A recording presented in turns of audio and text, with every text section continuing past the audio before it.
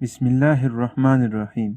احساس کر کے دیکھنے اور سننے والوں کو السلام علیکم۔ دنیا کا سب سے لذیذ پراٹھا رول۔ ایسا نہیں تھا کہ امی جی کو پتہ نہ چلے کہ بچے ناشتے میں کتنے پراٹھے کھائیں گے، لیکن نہ جانے کیوں اتوار کو چھٹی کے دن ہمیشہ پراٹھا بچ جاتے تھے۔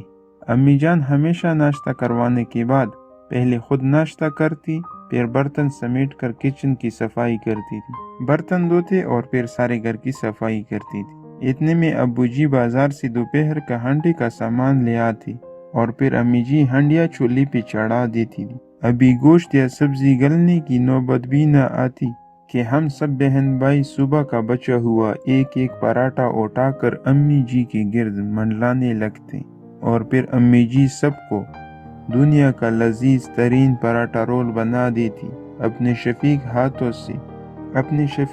سے پراٹھے کے اوپر آدھا بھنا مسالہ اور اپنی ممتا کی لذت لگا کر پراٹھے کا رول بنا دیتی تھی۔